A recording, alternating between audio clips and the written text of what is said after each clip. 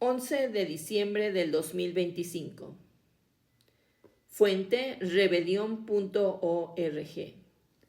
Texto recomendado por Jesús Escobar Tovar. Título: Los nuevos ropajes del fascismo en el mundo contemporáneo. Pluma: Isaac Enrique Pérez. Isaac Enríquez Pérez.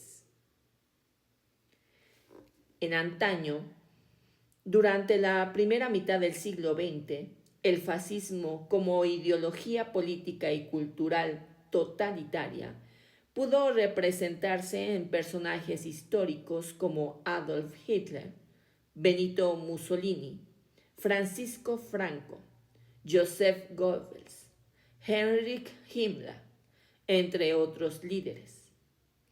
Hoy día tiende a diluirse y a suavizar su representación al diseminar sus expresiones en ámbitos tan diversos como la acción política, el monoteísmo de mercado, las redes sociodigitales y hasta en el conocimiento sistemático impregnado de falsas ideologías.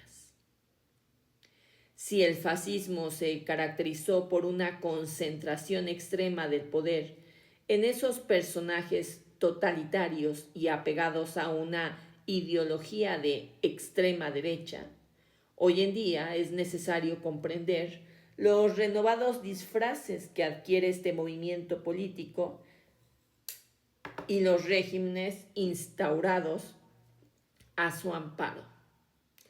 En principio, nociones ambiguas como derecha o izquierda son insuficientes para comprender las constelaciones del poder político y los cambios ideológicos a lo largo de los 50 años últimos.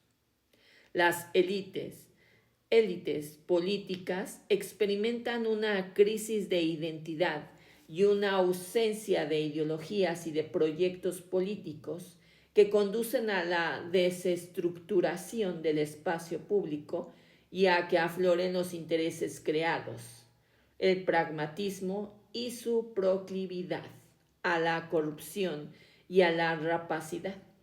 Y esos flagelos son compartidos tanto por conservadores como por progresistas.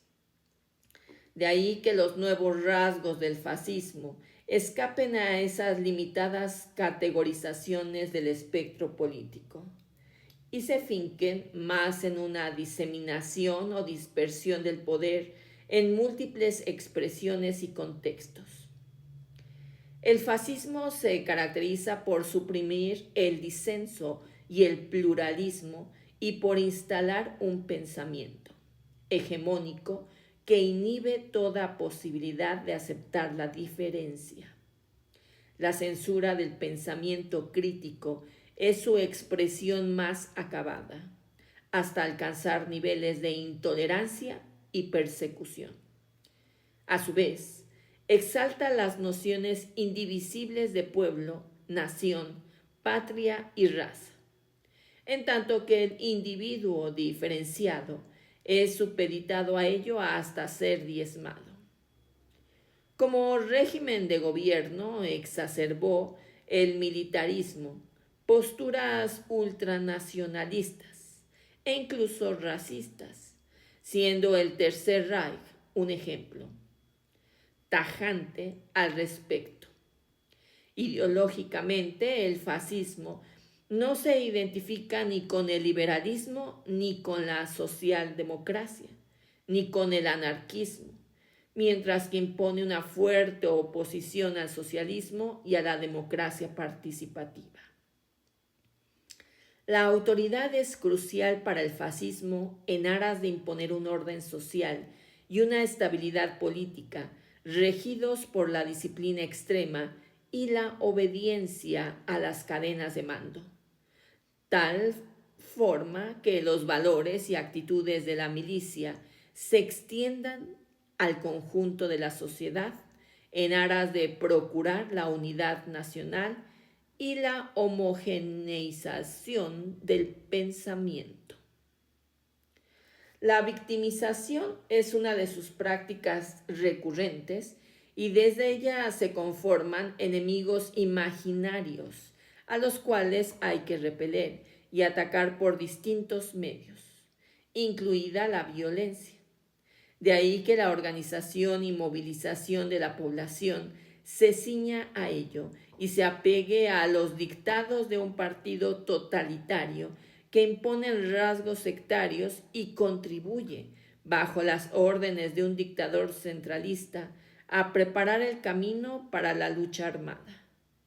Se asume que la guerra y las violencias contribuyen a una purga social y a la regeneración nacional. El fascismo es un aliado consustancial del capitalismo e incluso es su expresión más degradada y perniciosa. Al respecto, Karl Polanyi argumentó que es la expresión más obsoleta de la mentalidad propia de la economía de mercado y de su mantra de la autorregulación. Aunque los propios valores de la Ilustración, comenzando por la razón, son cuestionados por el fascismo. Las mismas ciencias y las humanidades se supeditan al Estado fascista que adopta al irracionalismo respecto al conocimiento. Las propias ciencias físicas fueron sustraídas de su objetivo y en general se impuso una cultura de la cancelación, dirigida a la confusión intelectual y a la desestructuración del pensamiento. Más que la razón, el fascismo apela al fanatismo respecto al dogma y al sentimentalismo ramplón y sensacionalista. Se desprecia a la razón y se abona al pensamiento simplificador, dado por esos dogmas impuestos como incuestionables a través de la repetición ilimitada vía la propaganda. En torno a esos dogmas, las masas no reflexionan ni analizan, sino que los adoptan sin reconocer su origen y sus implicaciones. El imperativo del fascismo es la utopía de una sociedad perfecta donde predomine la obediencia del pueblo y sea seducido por un líder carismático.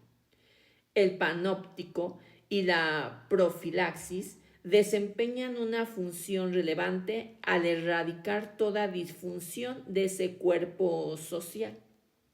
De ahí lo destructivo de la limpieza étnica, la eugenesia y el darwinismo social.